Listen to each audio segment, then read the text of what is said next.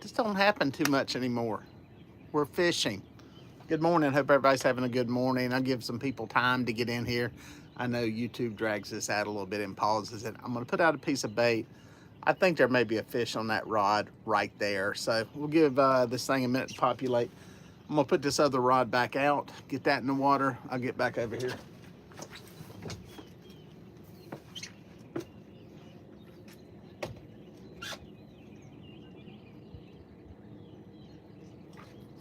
This one gonna have a little piece of chicken on it. Little chicken.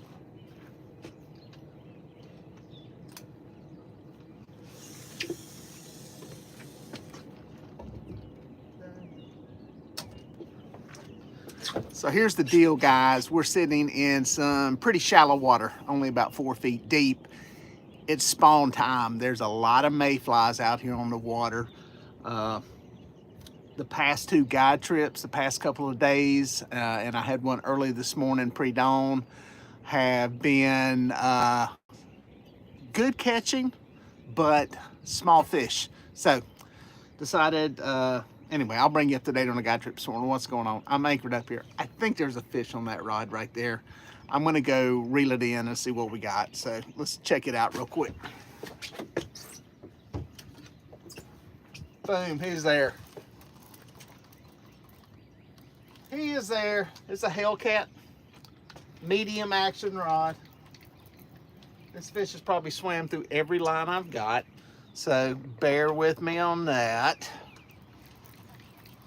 And this is on cut bait. The 2 Hellcats I've got out have cut bait on them, and the rest of them, the white rods, the medium like trolling rods, have chicken on them. I may have gotten by all that. Let's see what we got here.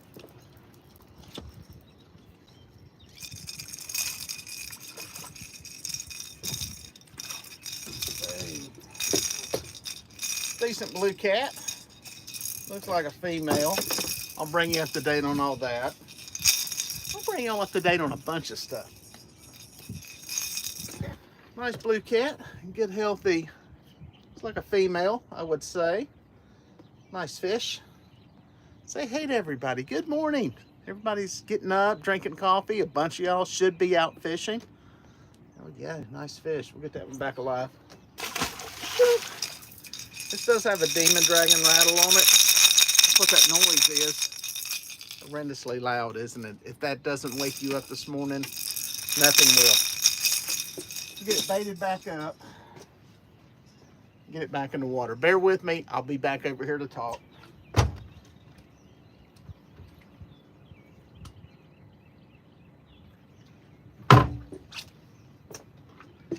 Bait du jour on the green Hellcats is going to be cut bait. Oh, getting away.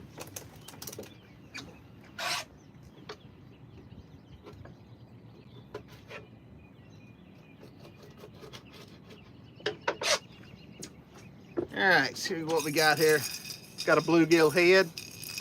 Hook it through the lip. Some people have asked me about this. Best way to hook these bass, I'll hook them through the bottom lip, up through the top. It keeps the mouth shut. If you got any current, we've got a little bit of current, that mouth will open up, water will get in it, it'll twirl and twist and all that.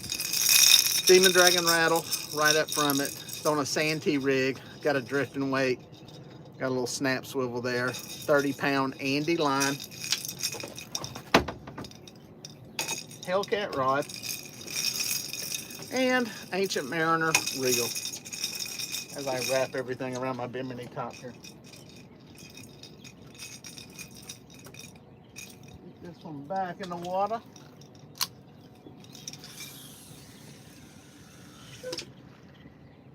Alright, what's that? That one's set. That one's a mess.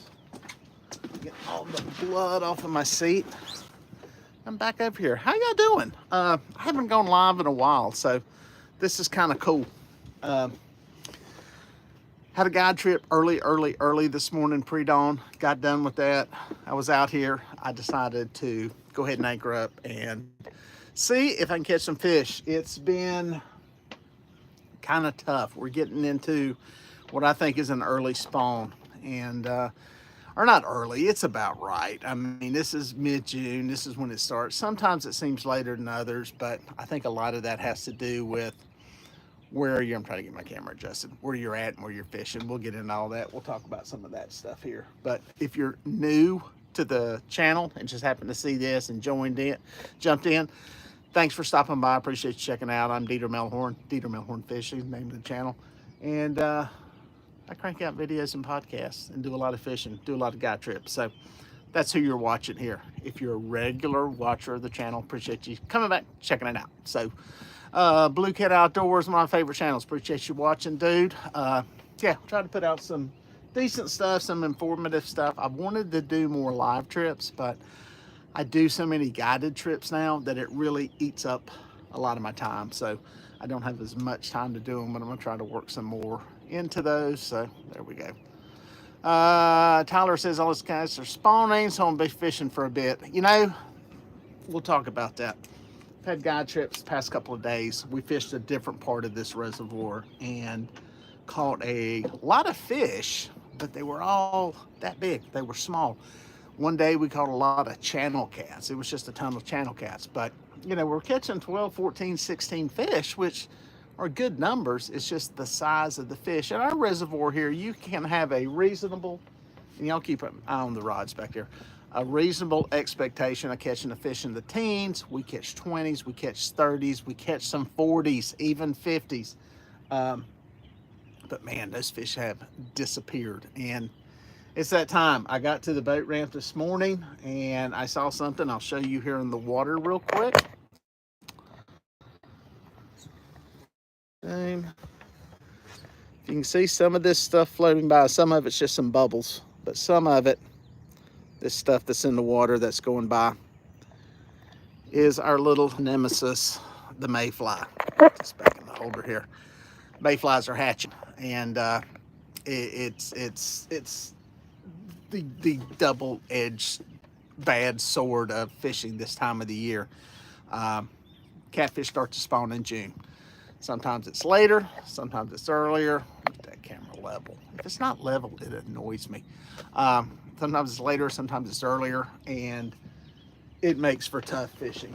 And you got that. Then you add in the fact that mayflies hatching. I got some video this morning of the mayflies there at the dock on top of the water, and just brim, bluegill, blowing up on them. While on the surface, it seems like it's great. Fish are feeding, fish are active. The bad part is fish fill up on those things, and once they fill up, they ain't eating no more. So I found that out 2 days ago when I went out to catch some bait for some guide trips and noticed the bluegill bite had plummeted. Started to see some mayflies, see more this morning. Bam, it adds to the problem. So that's kind of what we're up against. We'll see if we catch any more fish. I don't know. I figured if nothing else, it'd be a good time to talk to some people, take some questions, all that kind of stuff. So that's kind of what we're doing. For y'all that don't know, Morning Date are going to chase flatheads tonight on the French Broad. I hope you get into some. Our flathead bite has started to decline here. We've seen it kind of go down a little bit, and I think that's because some of those fish are starting to spawn. Usually they kind of go last here from what we can tell, but man, I think they're starting to. You can still catch them. That's the great thing, is that not everything spawns at the same time, and they don't always. Somebody said, don't seem right without the Nike. Pontoon Jody, hey, yeah, dude, I got a different visor on. The old black Nike hat is gone. I had a black Nike for y'all. The old channel was a black Nike hat with the Nike symbol scratched out on it in the Sharpie. Jody's watched some shows to see that. But yeah, it's not all happening everywhere at one time, so that's the good news. So hopefully we can find some fish here. The other places, man, that I tried on these guide trips, it was, like I said, fish, just not a lot of numbers, or just not a lot of size. So that's kind of what goes on right now. So see if there's anybody throwing any comments in here. Oh yeah, good little crowd of people. All small fish are biting. Can't catch as big as save my life. As Pontoon Jody saying that. Yep, and that's kind of what we're up against here with some of the stuff going on, is that it's it is what it is. In a way, it's a blessing in that we got fish that are spawning, they're reproducing, and they're filling the waters with fish for generations down the road. So that's a good thing. The bad part is we have to endure it, and it's an untimely time of the year. Uh, you know, it's a time when people are out of school, they're on vacation. It's warming up, even though it's not warm this morning. I'm actually out here. I've got a hoodie on. I had on my bibs. I've got my boots on. It was too cold for my Crocs. It was in the low 50s here this morning. Kind of some unseasonably cool weather, but you know, people wanting to get out, and you know, it's just this happens, and it can be frustrating for people. So, but the good news is July's coming, and typically by July it starts to get better. But y'all know me, I'm gonna fish. I've told my guide trip clients, hey, it's not a good time to go. Some people want to go regardless, and that's cool. So, you know, I book them if they want to go, but I give them the warning that until July, it's kind of, it can be a slow time. So I'll probably be out here doing some more live stuff with y'all for the people that don't go. But just checking over my shoulder to make sure nothing loads up back here.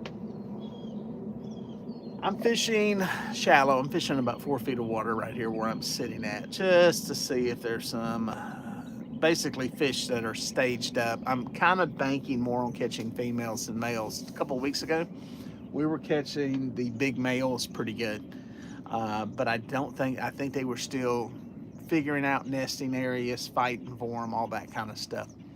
Now, I think they've got their nesting areas picked out that they're protecting and working, and they're into the nesting mode. You still got females though. The females are probably going to be the ones you got the best shot of catching, and there can be some big ones. Usually, from what I've heard research-wise, the big females go first, and they kind of are the first ones to go. And you know, you still got a chance at the smaller ones. So that's what we caught this morning. We actually got lucky and caught some blues this morning early. And we just had that one that was on camera, so maybe there will be some more. It's not on fire, it's not crazy, it's not as active a bite as it was, but it's fishing. So we got in here in the comment section, working on catfish rods, gonna do some night fishing. There you go. Love your videos, appreciate you watching. Hello from Texas down there on down the road. I was in Texas earlier this year, actually during the Catfish Conference. I was down in Texas actually working. So up in the 40s in Western North Carolina. I believe it. It's, like I said, we were in low 50s down here. So I'm sure up in the hills in the high country, it was pretty chilly this morning. It's looking like here in the South, I don't know about people in the rest of the country, but we got a bunch of the Canadian smoke down here. That sounds like a hockey team or something. But we had all the smoke. I can actually see a little bit of a blue sky today. For the past few days, it's been almost, you can see over my shoulder that white. That's actually what the entire sky looked like down here from all that smoke that was coming down from those fires in Canada. And we actually got a little bit of blue over here for once, so maybe it's going to start to clear up. I don't think the Canadian smoke, that needs to be a hockey team, affects the catfish bite as far as I can tell. So I think they're still doing fine out here. But no bites on the fish. Like I said, white rods, the big cat fever, the medium light trolling rods. I got 2 green Hellcats on here that are medium action. White rods have chicken, which I'm almost out of. The green rods have the cut bait on there. So there you go. See what's in here. We have a lot of smoke here in Missouri. Wow, that's interesting. I didn't know how widespread it was across the country, but yeah, that's cool. Hello, Junior in Virginia. Hope you're doing well. Gonna catch bait after work and see if the Waccamaw is gonna come alive. You know, I was down at Murrells Inlet last week doing some saltwater fishing. I'll have a video out about that. And every time I'm down there, I say to myself, I need to go fish the Intercoastal Waterway and some of the stuff that feeds in down there. around. I go down to Winyah Bay a lot of times, and there's several of those rivers dumping in down there. And I keep saying I need to fish some of that because I know there's catfish up in there. There's blue catfish actually make it down toward Winyah Bay a pretty good ways. So there you go. Lance Frady from Cherville. Cherville. Any of y'all that see that right there, it says Cherryville for any of y'all that are not from Gaston County, but when you're from Gaston County, that's pronounced Cherville. Okay, so you can tell when you're from here. You always see it on the news when they had some bad winds up there a couple weeks ago, and the newscasters from other parts, that talk about it will say, storms hit Cherryville, and it's Cherville. So just a little Gastonia pronunciation lesson there on what's going on. So let's see what else we got in here. What catfish rod would you recommend? Thomas, here's the deal. Be totally honest. Obviously, I use Catch the Fever rods, Big Cat Fever and Hellcat rods. With that said, you don't need these rods to catch catfish. Buy what's within your budget. If you got money to spend, get you one of these nice rods. They're great. I mean, the build quality on them is awesome. Don't feel like you have to have it though. Don't get sucked into the hype over something just to get it. And I know that's not what my sponsors want me to say, but I'm brutally honest about it.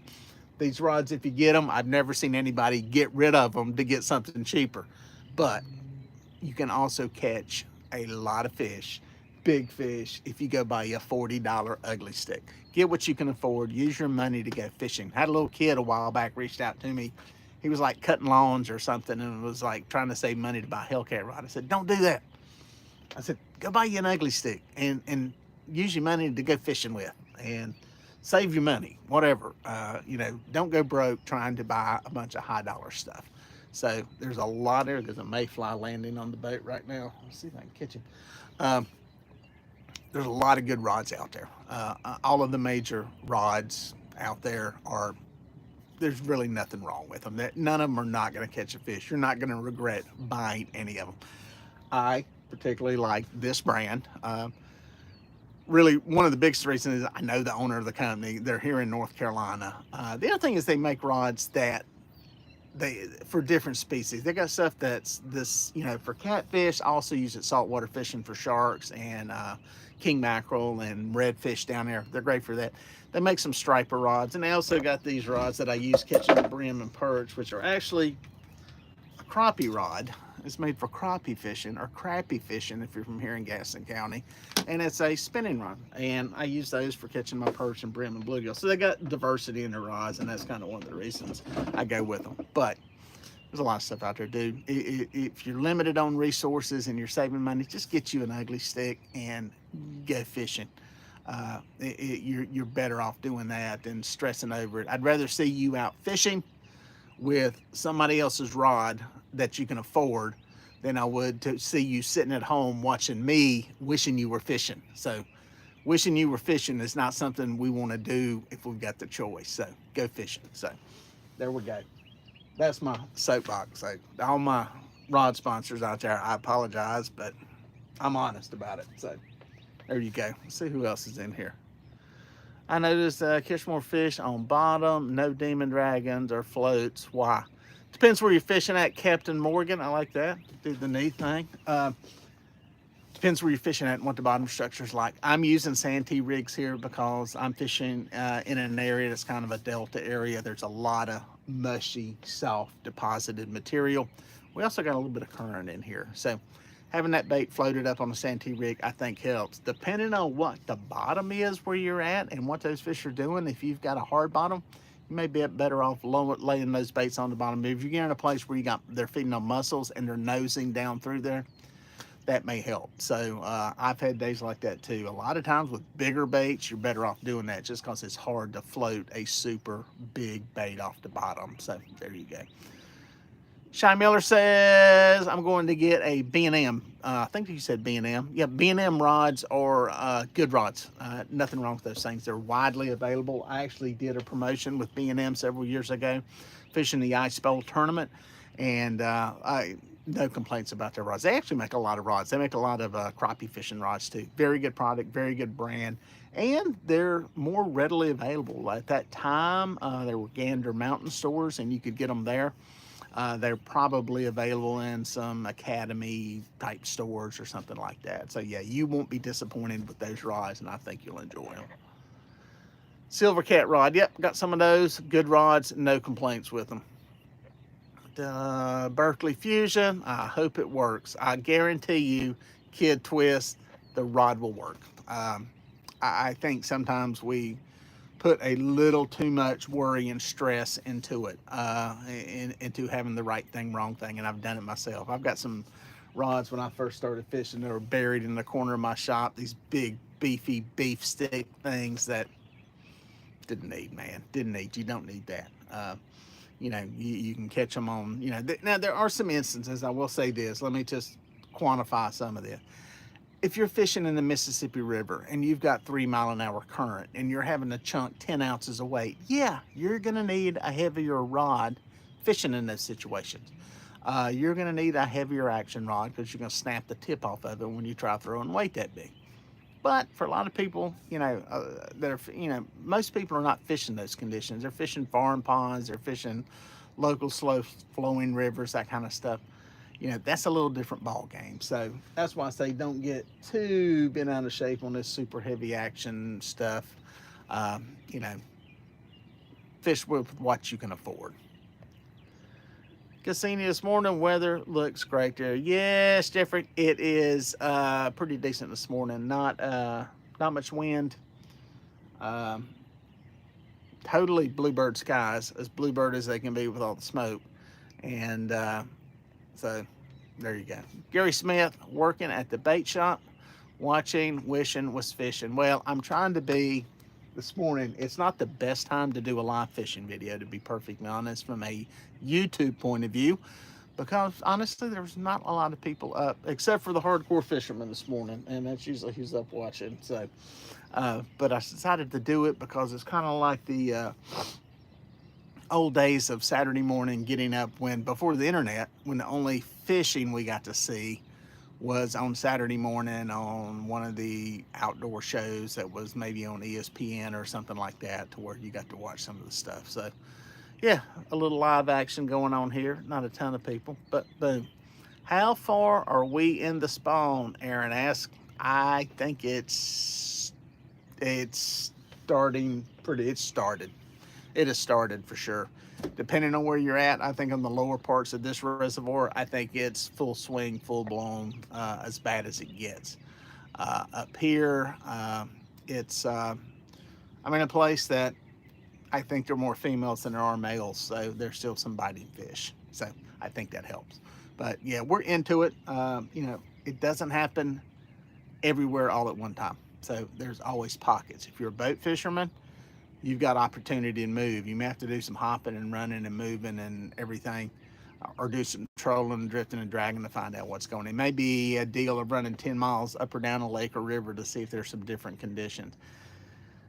You guys, bank fishing is harder. You're pinned down a lot of times in one location, maybe a couple of 100 yards option either direction, and that makes it a lot tougher. And you know, that's just the cards right now. Somebody said the catfish spawn is more about water temperature, time of year, right? Jeff, first and foremost, the amount of daylight has to be right.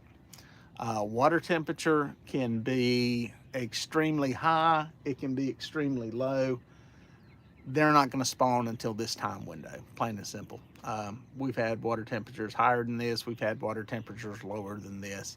And you first got to get that photo period, as it's called. Same thing, if any of you guys that deer hunt, you know about that, how it pertains to the rut.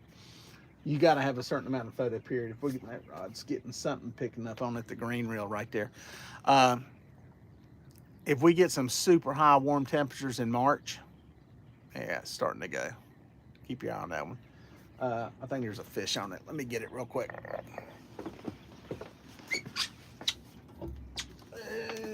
Fish or a turtle? Not a turtle. He just ran across everything I got. Let's see if we can minimize the damage. minimize the damage. The bad thing is we've been catching a lot of fish on chicken. I'm about out of chicken. It's not a monster. This may even be a channel catfish. We'll see. By the way, big cat fever rod. Get off of that.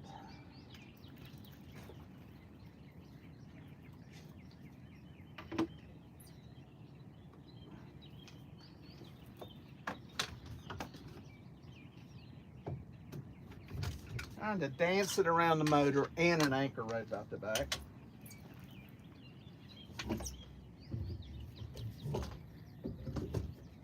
Got to reposition some lines. Small fish. Oh, really small. Channel, man. Come off of that sucker. Oh, channel catfish. This is what we loaded the boat with the past couple of days on guide trips. Was these right there. Channels. Nice, pretty, golden. There we go. Shungerback. Shoot. Get that one rebaited. This Santi rig just has a peg float on it that I painted black. I think it makes a difference in darker water. We can talk about that.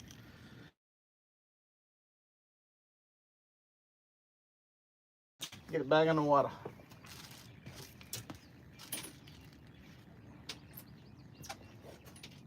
Light this thing up. We're about out of chicken. Don't have a lot left. There you go. Nice little piece. Do not use big pieces of chicken. And leave the hook exposed. Big important point. Leave that hook exposed. Let's see, where we going? Let's do this one.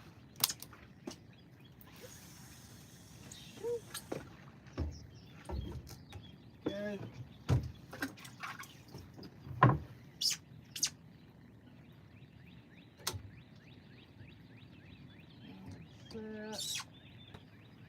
See what I'm gonna do? I'm gonna check baits on a couple of these right here.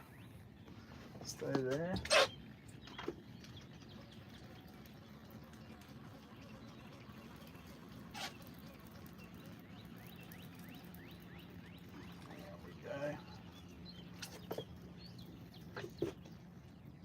That one's still good. That one back out.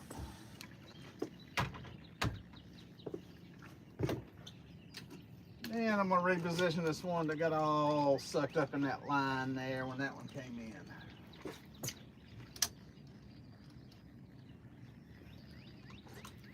One thing about fishing shallow, you can get some turtle bites in here.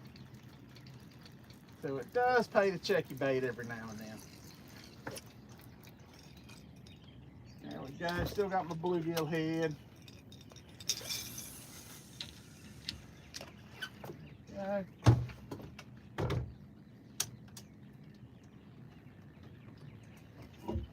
This rod I ain't checked in a while, so I got a feeling there ain't no bait on it. We're gonna check it. We're gonna check it.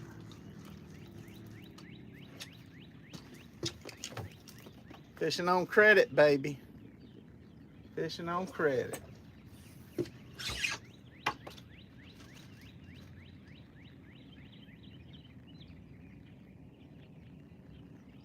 Bing.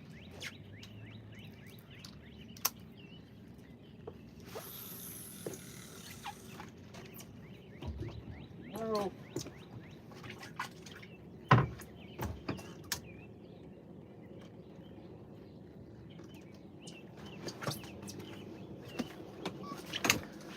All right, back in the saddle. We're fishing again. That's two. Got two on camera. That's pretty good. So anyway, let me see what I got here. I thought there was a comment in here I seen a second ago. JG Hill says, 110 watching. Don't forget to smash that like button. Yes, folks, smash the like button. I would appreciate it. And if any of y'all have wondered, I do have channel subscriptions now, not subscriptions, but memberships. Anybody interested in joining it, there's information down in that join thing. You get a sticker, you get a t-shirt after so many months, blah, blah, blah. So some people wanted me to do it. I did it. We have some people that support the channel that just want to support it without watching the ads and all our, in addition to watching the ads. If you're interested, it's down there. Check it out. I appreciate you joining. And here's the deal. If you are a channel member, anybody's a channel member that's watching right now, make sure I have your address. I've got some Dieter Melhorn fishing decals out there that you get as a member. I've only had like 2 or 3 people that have actually hit me up and said, hey, I'm a member. You know, so you got the decal coming to you. So the little stickers, the Dieter Melhorn fishing sticker. So hit me up about those. I'll show you what they look like. Hang on, still with you.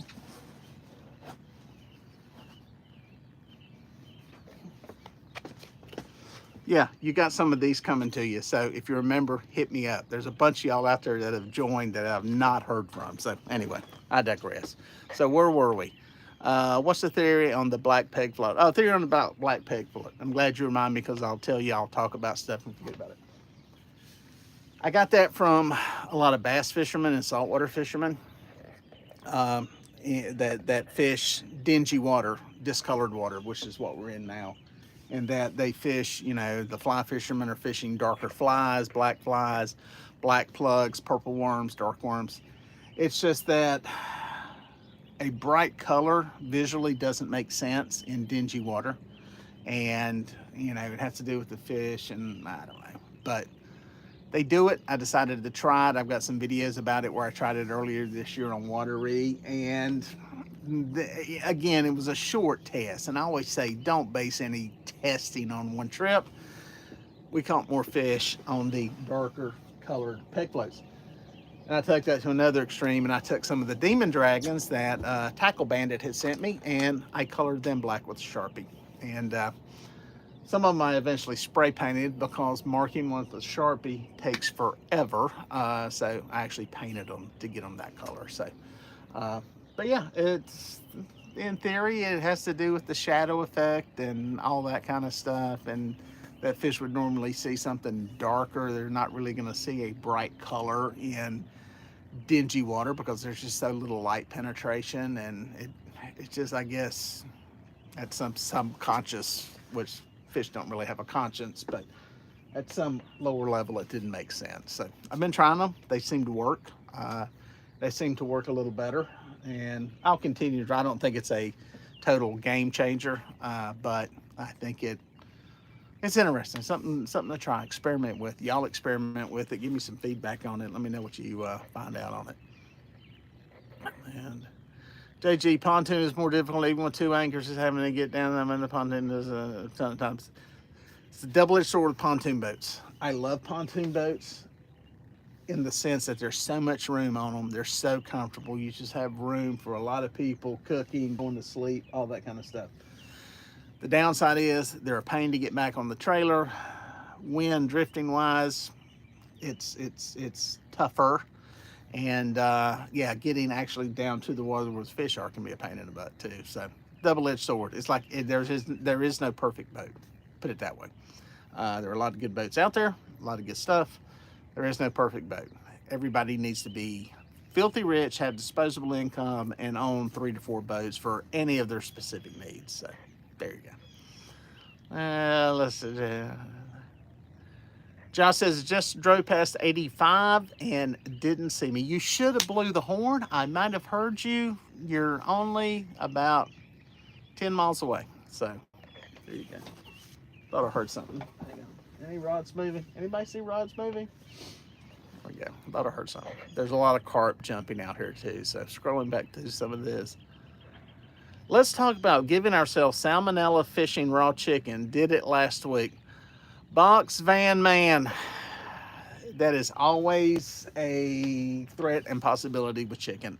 It's why I strongly suggest when you are fishing and using chicken, don't lick your fingers. Don't lick your fingers. It's a very bad idea to lick your fingers after you cut bait. So If you don't lick your fingers, it greatly reduces your chances of getting salmonella. It is a real threat, and it can be very dangerous to people depending on their condition. The other thing is, don't pick up food and eat it. It's why when you see me have food on here, a lot of times I'll have like a piece of sausage or deer meat. I keep it inside a plastic bag and hold it with a plastic bag. So it is real. I know somebody that's gotten it. A guy that was notorious for eating boiled eggs and peeling them, and ended up getting it doing that way, and he fished with chicken. So there you go. Let's just scroll through here, see what else. What reels do you run? Everything I'm running, John Kirk, is Ancient Mariner reels. They're available on their website. They're similar in size. They're kind of between a 5,000 and 6,500 Abu Garcia reel. Chinese made, like pretty much everything out there outside of the more expensive Abu Garcia reels. But you know, these reels are half the price of an Abu Garcia reel. And I've run them for a while, and actually many years now. And I don't have any complaints. They come with a lifetime warranty, and you know, they come with a power handle on them. And you know, as long as you use them within what they're designed for, don't be, and this is true for a Cast King reel, a PC Fun reel, a Sue Gay Ling reel. I've done videos on all these reels. I own all of them. Don't buy these reels that basically have 12 to 15 pounds of drag and put 85-pound braid on it and throw your line into a brush pile and then try to winch something out of it or break it when you get snagged using the gearing on the reel to do it. They're not designed for that, plain and simple. And that is how you tear stuff up on these reels very quickly. So keep that in mind if you get any of them. If it's a great introductory bait caster. If you're trying to get a bait caster, want to get into them, want to mess with them, you can get into them at an affordable price. So those are the ones. Ancient Mariner. All right, take my glasses off to look back at it. It's a great crowd, by the way. Thanks for dropping by everybody. I know there's a lot of new people in here. They're new to the channel. This just probably showed up in their feed and they decided to check it out. So I appreciate you stopping by. Subscribe if you like the channel. A lot of content, hundreds of videos, hundreds of them.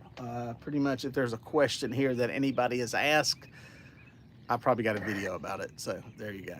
If you have the money, buy Abu Garcia reels. Just saying. G Hill, you're right. If money's no object to you, I would buy nothing but the Chrome Rocket reels that I had a viewer send me. I've got a video on this Abu Garcia 6500 Chrome Rocket. It's a $350 reel. It's got a $100 super tune on it. It weighs like 4 or 5 ounces more than a regular Abu Garcia. It is beautiful. It is sexy. It is awesome. And yeah, if everybody has $450, you know, if I could spend $4,500 to put reels on, you know, a day's fishing gear, I'd buy them too, but I don't. So it all depends where your money's at. So there you go. I've had fair luck with Cast King XSC Thumper. Yeah, Cast King makes good reels. Cast King, what Cast King needs to do, and I told them this at the show, and I don't think they listen to me. I don't think they care what I say. They need to put power handles on some of their lower end rods or lower end reels. I think Catfish Pro needs to do the same thing. Simply putting a power handle on one of these lower size reels ups the value and ups the sellability. They're like, oh, well, our other models have got it. Well, I don't care about your other model. I'm just telling you, this one that is in this 5,000 class, you'll sell more of them if you put a power handle on them. I've preached this enough. I've said it enough. Mark my words, you're going to start seeing some of these companies doing it. Ancient Mariner's done it with theirs. They've done it with theirs since the beginning. And it's one of the reasons I tell people that, you know, if nothing else, you're getting, all things being equal, you're at least getting a power handle with this thing. You're also getting a lifetime warranty. So, you know, I think they'd be smarter doing it. But I think you'll be happy with the Cast King rails. So, I have been working great for me. PC Fun, yeah, Lance Frey says PC Fun reels are fine. I did a promotional deal with them. Ran some of the reels, still got them. They still work fine. It's like I've said with some of these Chinese reels, PC Fun being one, Caxi, all of them.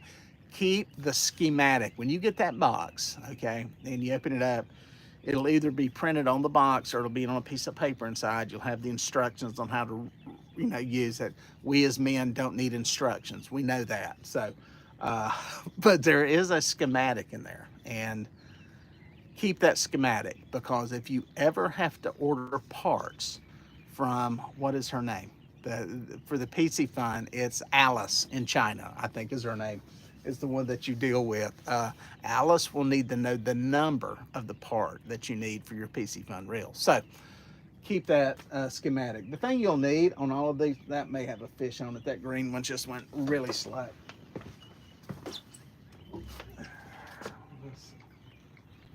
Yes, he's coming at the boom. Pulled it out of his mouth. That'll happen. That thing was coming right at the boat. Could have been a turtle too. Stack that on there.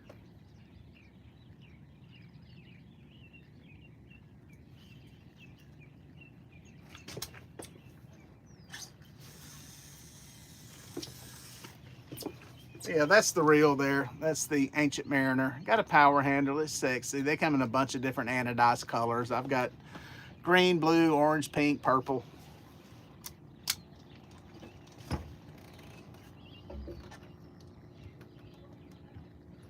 There we go. We got them back set. Yeah, I think that, I don't know if that was a turtle or not coming at me. So, anyway, it's what it is.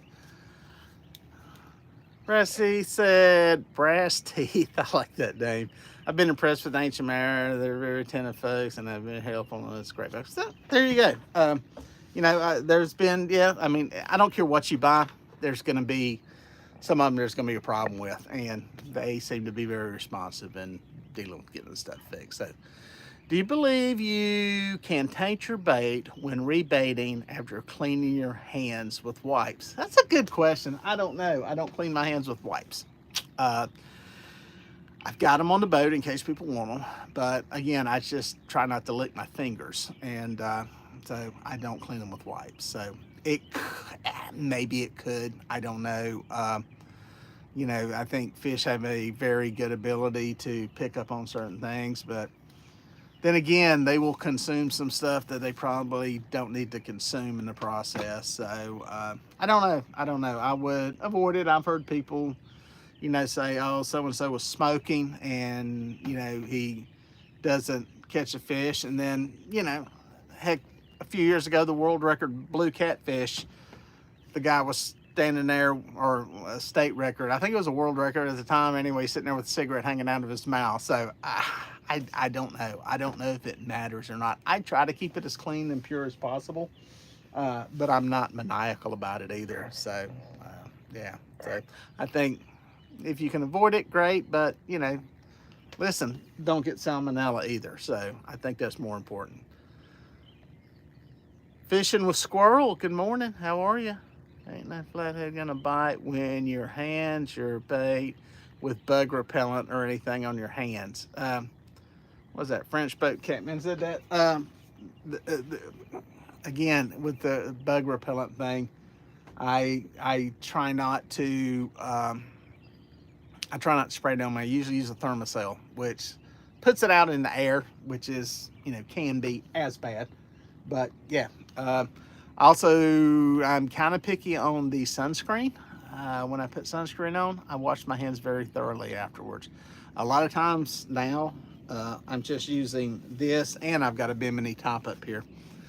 This really helps with keeping the sun. I'm actually going to put it on my head now just to keep it off the back of my neck, because for these little lightweight shirts, matter of fact, we're getting about to the point where it's too hot to wear a hoodie now. The sun's really starting to beat down. But yeah, sunscreen's another thing that you kind of need to be a little bit aware of. Dragging live bait, pros, cons, and how would you hook? I hook it the same way.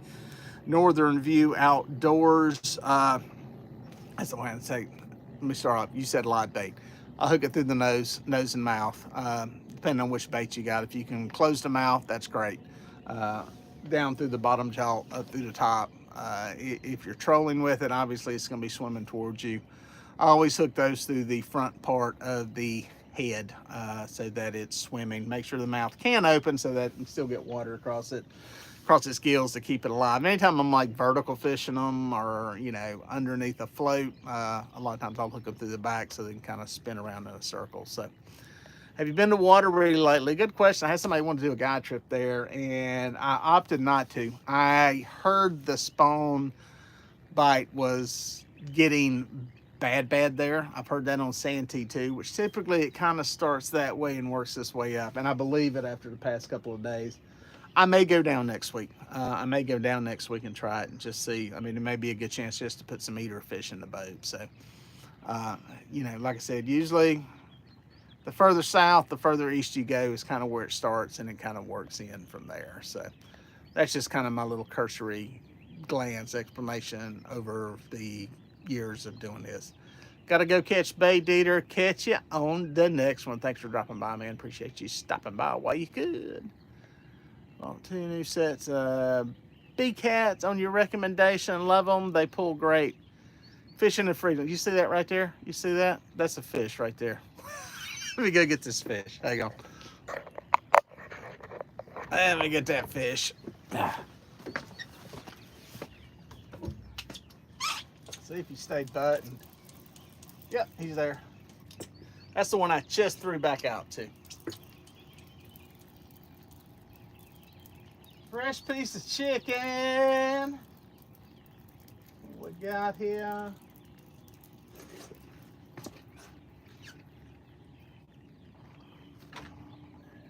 Get that side. Oh, Jack. Liftable. Might have to boga grip that one.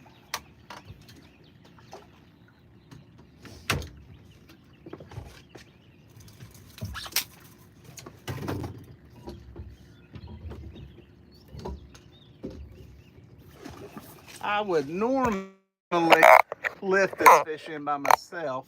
I'd normally lift it in by myself, but I want y'all to see it. So.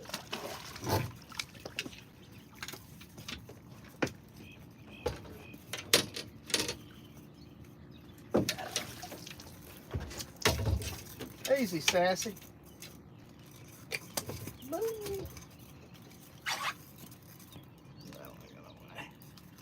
Okay. Another one that appears to be a female, about 9 pounds. It's fish. That's smallmouth. I'll tell you about that in a minute. Here we go. Nice little belly. Good fish. Nice 9-pounder. Happy to have it. Thumbnail. Boom. There we go. Let me get that one back. Back alive. That one. Again, that was the rod I just rebaited.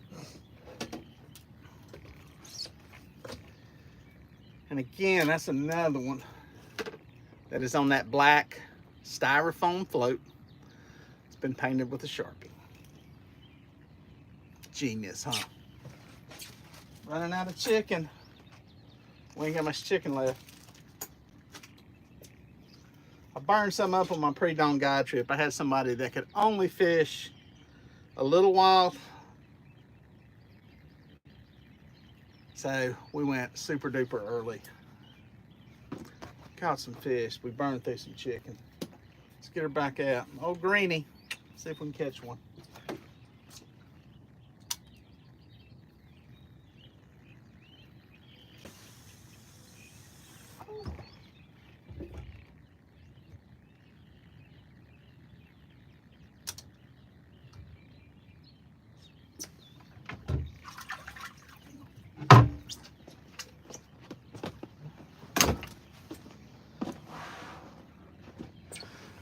Yeah, what is that? 3 on camera? That's pretty good. That's pretty good.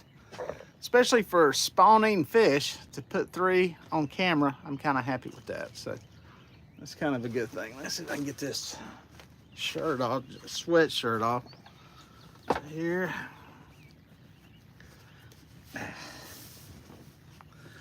Oh, it feels better. Feels better. That feels better. There we go. There we go. Oh, so the thing with the sex of the fish. About a month ago, I had two biologists from the North Carolina Wildlife Resources Commission. Go check out their podcast. I think it's available on all popular podcast platforms, but it's called Two Bald Biologists. And they're both bald, believe it or not. Uh, anyway, great guys.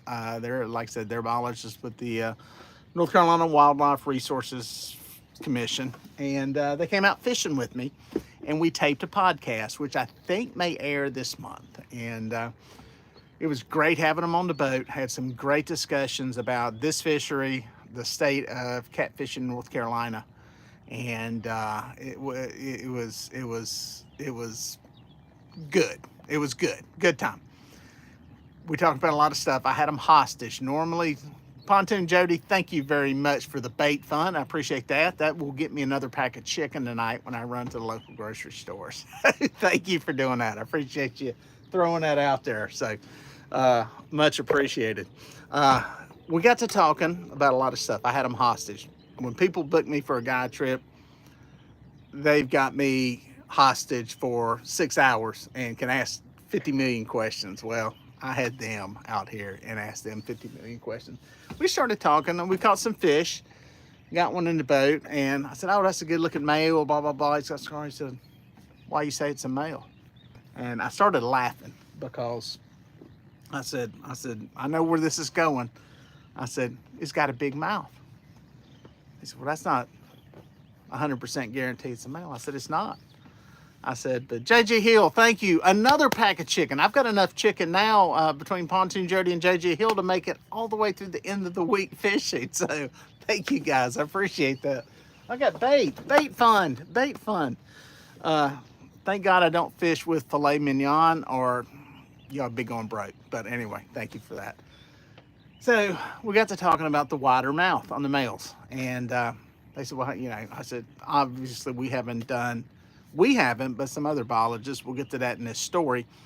You know, and the smaller mouths are the females. And I said, you know, some of this is not exactly scientific, but it's scientific in the sense that they asked, how do you know for a fact they're females? I said, honestly, it's fish that we've killed, fish that we've slaughtered, and, you know, that we've kept for food.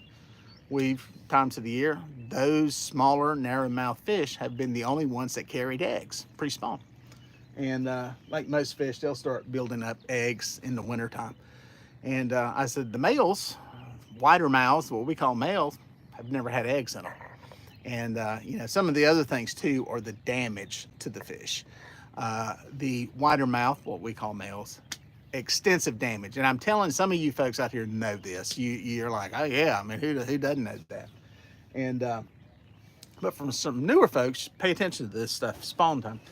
Those wider mouth fish have a lot more physical damage, a lot more torn up tails, bite marks, especially on their head. The females will get bit in that back section near the vent where the eggs come out in the stomach.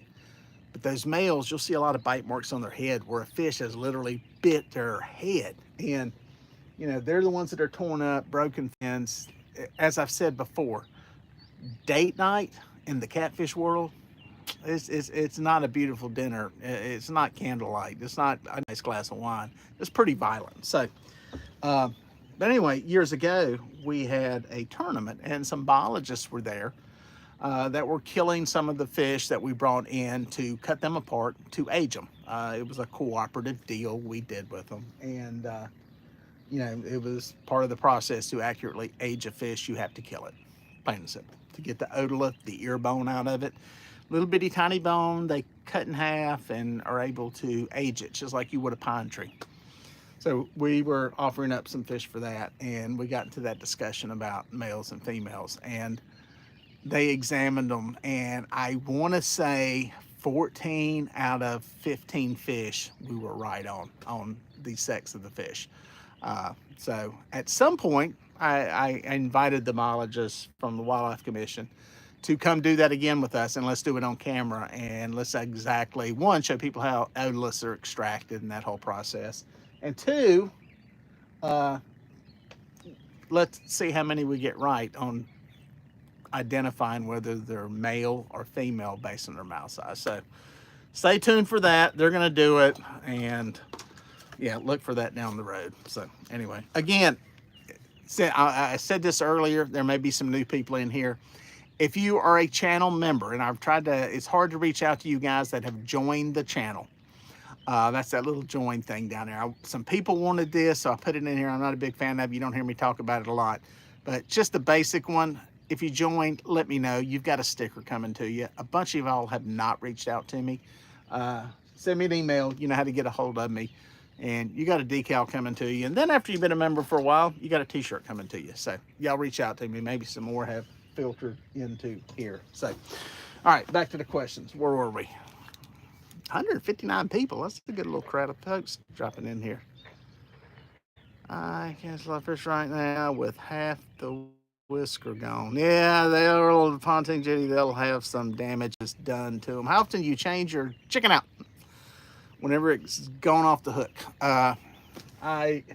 If I'm like drifting, you know, I may make a drag or a pull for 45 minutes or an hour in one direction. I'll change it out then. You know, when I run from one spot to another, I'll swap it out. I'm not maniacal on changing it every few minutes because I've had bait sit here for an hour and then you catch a fish on them. So I don't think it's the scent part that fish are picking up on. Is that your email and description? I would love a sticker. Yes, Stephen, if you're a channel member, you can get one. If not, I'm selling them to some other people. So yeah, if you're one of the channel members that has joined the channel, that's a little join thing, you get one automatically. If you want one, hit me up. And yeah, it's just, I don't know, it's I don't know, $3 or $4, whatever it costs for them, and to mail them to you. So there you go. Yes, that is it's in the description. There's an email address in there. So there you go. But if you joined the channel, definitely email me because you need to get it. So a bunch of people have just forgotten about that. Appreciate you joining. That's great. But I'd like to at least give you something. There's also some videos out there that I publish that are behind the scenes videos that are not on the channel. They're just little unedited, uncrazy things that I end up putting out there for those guys too. But yeah, definitely hit me up on that. But where were we? Do you ever use chicken? But yeah, the chicken, I usually run it a pretty good while. So it's, you know, it's, I think of fishes, catfish especially, their scents, they're able to pick up on stuff. It doesn't have to stink bad. I just put a video out recently on some of the Asian carp bait that I was trying, that I've caught fish on. And one of the bags, if y'all have not seen this, oh, it's, I wish you could smell how horrific it was. What had happened was this bait is in these sealed bags and it's preserved, but this one got unpreserved or something. Something happened. This bag, this goes from a vacuum sealed bag, and it swelled up. All the gases, the decomposing gases inside it, had this thing swelled up like a balloon. And I, being the real man of genius that I am, decided to go fishing with it, and I tried it. And I was about, I've smelled a lot of dead stuff in my life. And this was right up there at the top of the list of nasty. So it was pretty bad. So yeah, you saw it, Fishing in Freedom. It was bad. And I didn't catch anything on it, thank God. I was really horrified that I was going to catch a lot of fish and big fish on it, and I was going to have to use that the rest of my life. So I didn't want that to happen. So not that you can't catch stuff on it, but the other baits outperformed. I think we had some good flatheads on that trip. I think there were some good flatheads on the other bait. So, but I had tried that stuff, that bait, that Asian carp bait, in some other videos, and we ended up catching fish on it. So it does work. I'm just saying it doesn't have to be rotten for it to work. So that's kind of my take on it. Some semi-cold coffee going on there. All right, let's see what we got here. Have you ever let your chicken breast sit in minced garlic? I haven't. Have you fried chicken? Have you tried chicken skin? Haven't tried chicken skin. I've had chicken skin on there though. I bought the skin on breast before and had some of it. I haven't really tried it extensively though.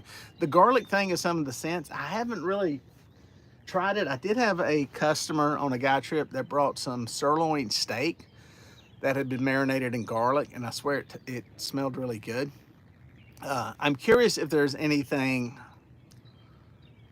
chemically that makes a fish hit the garlic over anything else. I know one thing with the Jello chicken, if any of y'all that have watched the channel for a while, I did Jello chicken way back, strawberry Jello, caught fish on it, caught fish, a lot of fish on it. But when I took the Jello chicken out and just used chicken breast, I was catching about the same number of fish. There wasn't a real benefit to putting the Jello on there. So it didn't seem to hurt anything, but it didn't really seem to help anything either. So I say all that to say, if you want to add it, great. The downside to it, it is sticky. It gets your rod sticky, your rod handles, your hands, everything. So if you want to, great. It's not going to hurt anything. There's a lot of stuff we do fishing that we do that makes us feel better about doing it. Sometimes it's buying, you know, $150 rods and $400 reels. Sometimes it's putting strawberry Jello on our chicken that we're using for bait. Dude, if it makes you feel better, try it and go fishing. If it excites you and gets you excited to go fish, there's nothing wrong with it. You want to try demon dragon rattles, try them. You want to use a peg float, just use a peg float. As long as you're out there fishing, that's the stuff that matters. And I try not to get too bent out of shape and too much wrapped into it. And let me just say this, I say all this to say, there is no magic cure, there's no magic fix. There is nothing that you can do, there is no secret. And that was sorry, I hit the camera mount. That was the hardest thing for me for years, was that I thought there was something that magically I could do that would, that was a fish jump. You have to be careful out here shallow, because sometimes you'll hear a fish jump and it's actually a fish that's on a rod. So there you go. There is no magic something that all of a sudden will make you start catching fish or catching big fish. There's a lot of little things you can do that will increase some odds of doing it, but there is no secret. And you know, there's some stuff you know, I mean, if all you're doing is fishing with, you know, crankbaits, it's gonna be a lot harder to catch fish. You will catch fish. You'll probably catch flatheads pre-spawn. A real good chance of catching flatheads pre-spawn with crankbaits, but because of the type of fish that you're dealing with, a scented bait or a live bait is gonna work better. Now, you know, to that extreme, yeah, there's stuff you can do different there, but as far as a certain kind of bait, a certain kind of rig, they're all gonna work. And sorry, I'm trimming the little ends off my little bungee cords here. So yeah, don't get too sidetracked, but it is good to be inquisitive. It is good to learn, because that learning and excitement and trying stuff keeps you fishing. And the more you're out there fishing, if there's any secret, it may be that the more you fish, the better your chances are of catching fish and figure out what's working in your area, because different stuff works in different areas. There are different styles. I was watching Hagen Grubs last night. Hagen, if you happen to tune in, I know you ain't got no cell service where you live, but I love Hagen Grubs. I was texting with him last night, and yep, there's a fish. Remind me to talk about Hagen. I love Hagen Grubs fishing. Got a fish over there.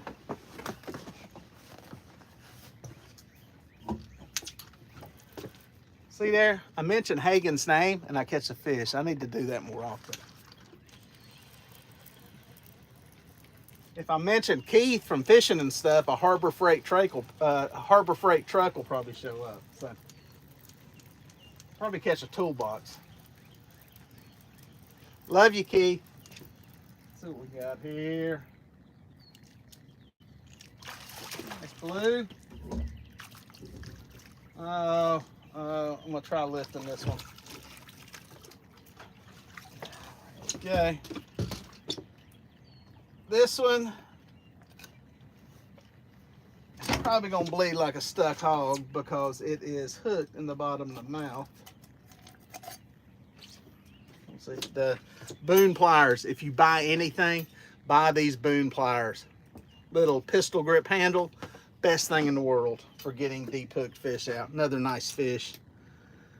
Should have brought my cooler. These have been some good eaters. I could have kept a couple of these and been good to go. Thumbnail. Right there, thumbnail. There we go. Anyway, that fish back. Nice blue cat.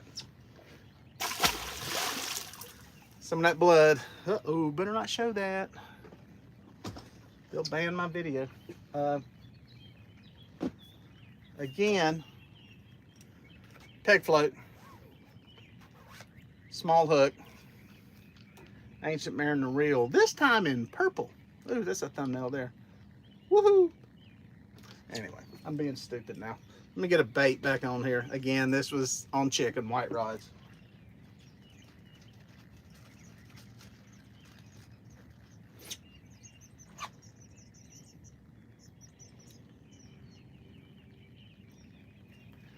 Piece of chicken there. Get that where y'all can see it. Little chicken. See if we can catch one more.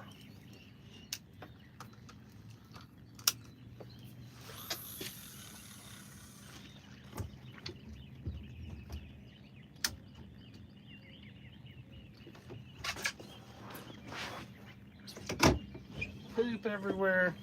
It's just one of them days.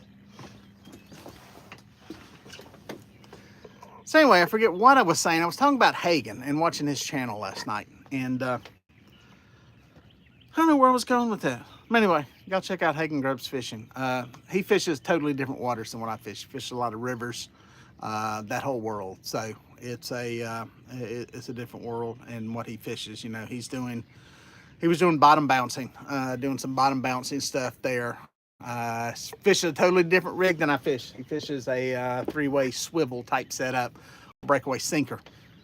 Again, it's a different type of fishing. I think that's where I was going with all this, is that there are different ways to fish depending on where you're at. If I was fishing in a constant flowing river with some good current, we don't have really good current here. It's maybe a half a mile an hour, probably more like 0.3, 0.4. So, you know, you're in a big river, it's a different way of fishing. So there you go. Let me see what we got here. Are you drifting or anchored? I am anchored, cold borax. My screen's starting to get dark, phone's getting hot. I am anchored today. Decided to sit here and anchor. I started to drift with you guys, and I just decided to anchor up, try this spot. And we put, what, 4 fish in the boat, 3 or 4 fish in the boat since I've been on here live. So it's not horrible. You know, I come on here talking about poo-pooing the bite and the spawn, and we've caught some fish. So again, not a lot of big fish, but you know, it's some decent fish here. So what's your PB, sir? Love your channel. That's Chris Ansley. I've got a 72 pound blue out of Santi Cooper, and I've got a couple of 60s, 2 or 3 of those. Where I got slime on my finger. 2 or 3 60s out of here. Those are the blue cats, and I think the flatheads are 51, 52, somewhere in there. 13 pound channel is the biggest I've got. I know they got a lot bigger ones in the country, but that was back before we had big blues in here. That was back in the day, and we had some channel cats that you would catch were 10, 11, 12 pounds, and they're gone. You catch one. If I get one that weighs 7 pounds on a guide trip out here, I take a picture of it. That's how rare a channel cat is that size. So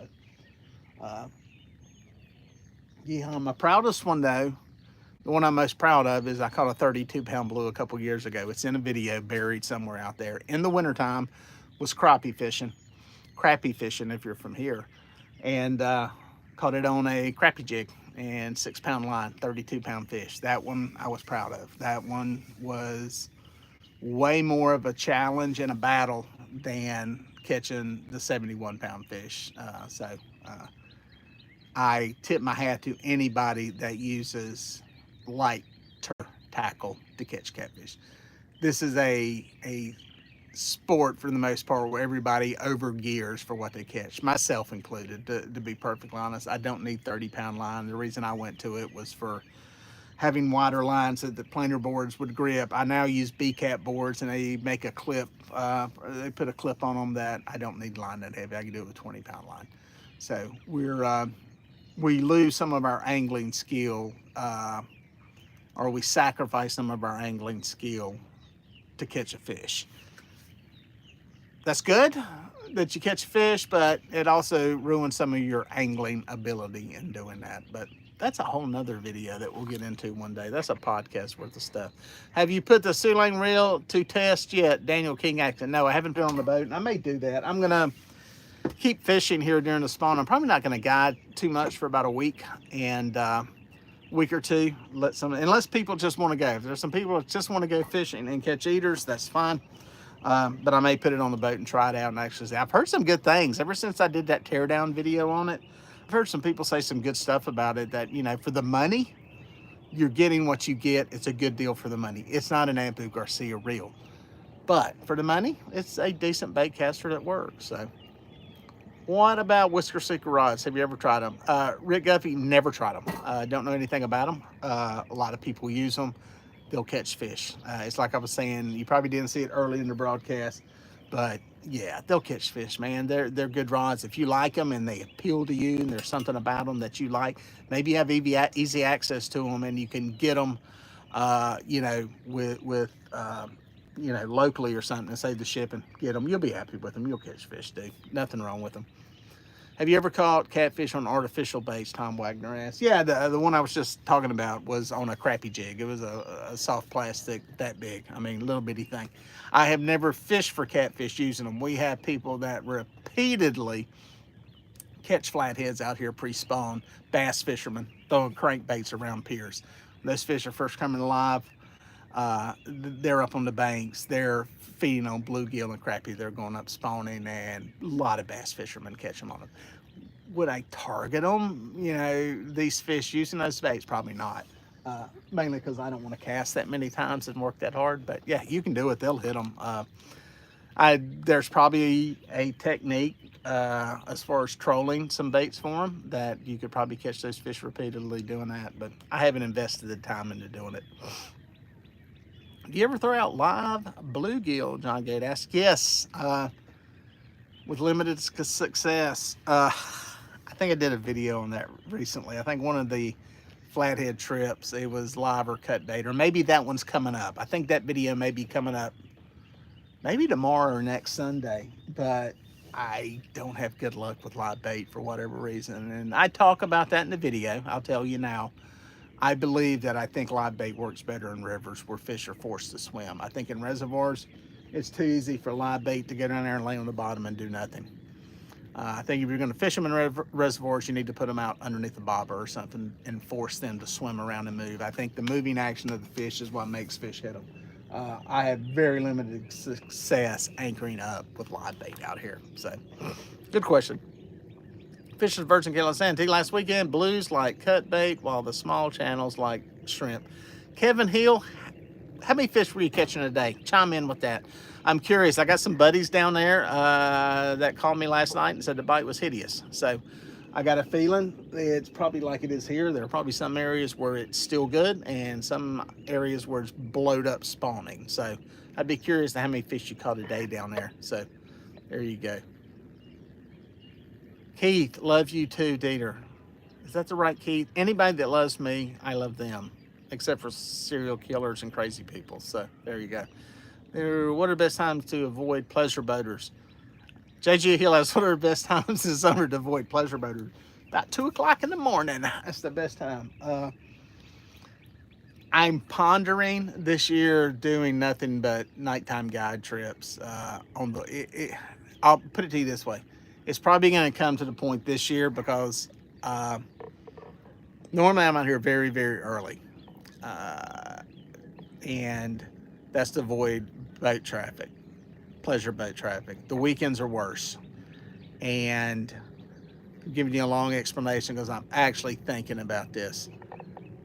Very seriously contemplating either A, not fishing on weekends starting in July, or fishing totally at night on the weekends. And I think Zach Royce, I don't think Zach fishes on the weekends down there where he fishes out on Gaston because of traffic. So my guide trips have been starting at 6. It's actually daylight at 6. I will be moving them back to 5 a.m. We'll start at 5 a.m. and get off the water by 11. My issue isn't so much being out on the lake part and boat traffic, it's the boat ramps. And I hate dealing with the boat ramp and the idiots at the boat ramp.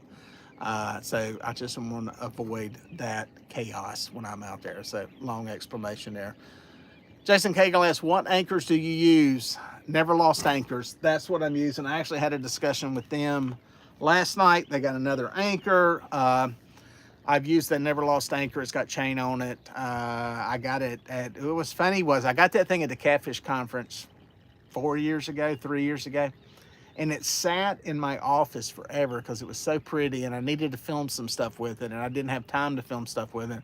And I didn't use it for like 6 or 8 months because it was just sitting there pretty. I wanted to film it before I used it. So I've been using it ever since. I use it in saltwater. Talked to them. They saw I was doing saltwater fishing. So they're getting me actually a stainless steel version of it that is pretty sexy. It's a sexy anchor. It's going to be one I'm probably going to sit and look at for a while and take a bunch of pictures of before I actually use it. But I think it's going to have stainless steel chain on it and stuff. I don't fish a ton in saltwater. This Never Lost anchor I used has worked fine in saltwater. The chain gets some rust on it, but it's nothing crazy. So I like the Never Lost. They're designed like a lot of them to where the chain is zip tied to the top of the anchor, and you get snagged, throw it into a rock or something, you can back onto it and pop that zip tie loose and it'll pull it out by the other end. So far, knock on wood, I still got it. So it's held up to its name. With that said, even a Never Lost anchor, there are ways to lose them. I was talking with the owner about that. I've had similar designs before, and you can lose them. You can get them into a tree, inside of a large tree, and if they tumble down through it, go around a couple of limbs with the rope, you're done. I mean, there's nothing you can do about that. But as far as just common snags on rocks, behind logs, the Never Lost anchor will pop loose. And I think that's their website, neverlostanchors.com. So if not, search here on the channel, Dieter Melhorn Fishing, Never Lost Anchor. You'll see the video I did with it. So, have you ever thought about joining the Gaston County Wildlife Club? No boat ramp traffic here. Let me know if you're interested. Jason, my understanding is you have to be invited. Apparently you're a member. So I've thought about it, or I inquired about it at one time and then forgot about it. And shoot me a message. Let me know what the deal is on that. Yeah, let me know what the deal is on it, how that works. I know it's an invitation only kind of deal. And it's kind of like the I don't know, a special brotherhood or something down there to get into that deal. But yeah, it is nice just because it's a lot more secure of a location. So yeah, shoot me a message. Let me know about that. It's pretty interesting. Boat ramp people can't bang in the boat, dead battery never ends. Yes, JG Hill, there is a lot of stuff at the ramp. I'm actually thinking about doing a video on it. What not to do at the boat ramp. It would probably be a good one. Let's see what we got here. 100 bait cast reel would you recommend for catfishing? Texas MMC, $100-ish bait cast reel would you recommend for catfishing? $100, $100. The Ancient Mariner is below that. It's below that price range. Depending on where you look, you can probably get, I don't know what Abu Garcia 5000s go for now. I think these 6500s are above that. I think they're in the 140-ish range. If you're going to get one of those, if you're locked on getting Abu Garcia, don't have to buy one that has a catfish on it. Let me just say that to you. You don't have to get one to catch a striper. It doesn't have to have a striper on it. To catch a carp, it doesn't have to have a carp picture on it. Any of them will work. So yeah, like I said, the Ancient Mariners, they're in that price point. I think they're right below that. I have PC Fun's below that. And I think Cast King's in there. I think Cast King, PC Fun, Ancient Mariner are kind of in that same price point. I want to say $60 to $80 range, somewhere in there. That Sugay Elang, I don't know how you pronounce it, guys. It's one of my videos from the past couple of weeks. I tore one of them apart and looked at it. Surprising what was inside of it. You may want to check it out. Surprisingly good. Those things are real cheap. I want to say 40, 50 bucks. Those are dirt cheap. So that's kind of some ideas on that. I've got a video. Top 5 reels under $100, I think is what, or under $90, I think is what I did. Go look on the channel, Dieter Melhorn Fishing Reels, and it'll pop up there. So there you go. I told you, it's for about every question out there. I've probably done a video on it at some point. So you, Keith, and Hagen needed to do what a blast that would be. Well, Keith, Delton Lord, I think everybody needs to message Keith at Fishing and Stuff. Great channel, great content. He never fishes, he just talks about fishing. I give him crap.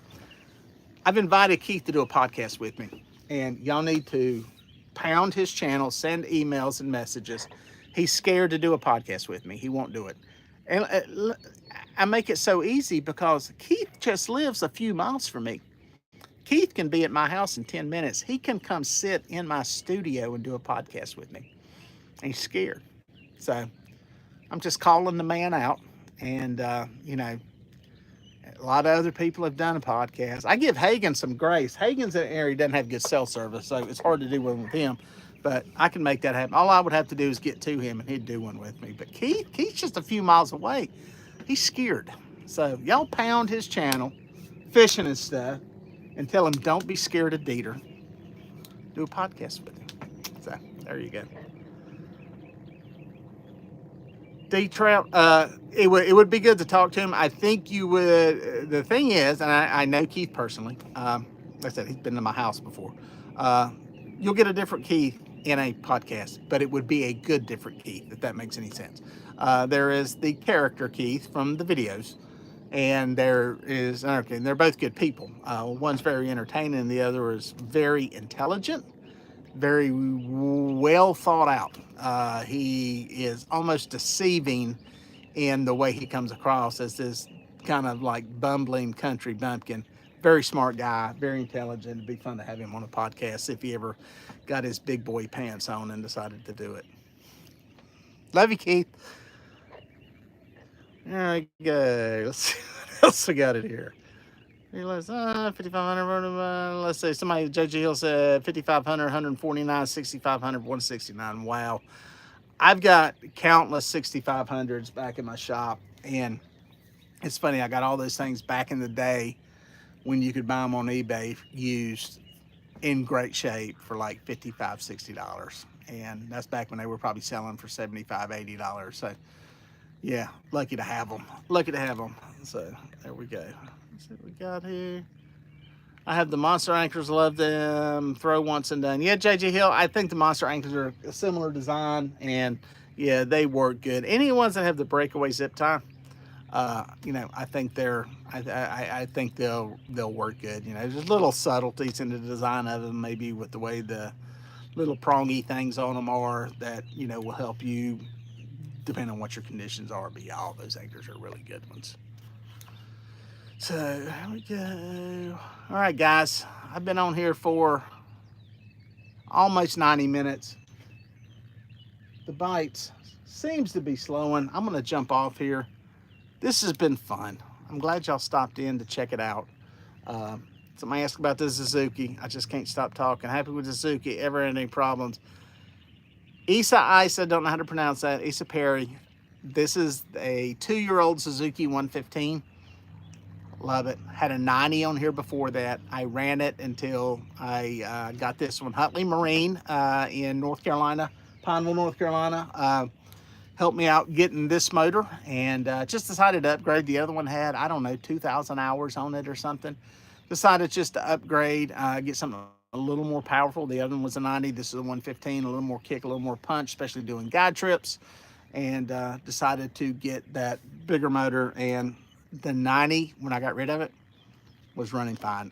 Jeff Manning, who has a channel on here, Team Reeling the Blues. He does a bunch of boat fabrication and stuff, and all kinds of stuff on boats. He got the motor, and it was running fine when I got rid of it. So hopefully that one lasts just as long. So anyway, thanks for dropping by, guys, and we'll catch you out on the water.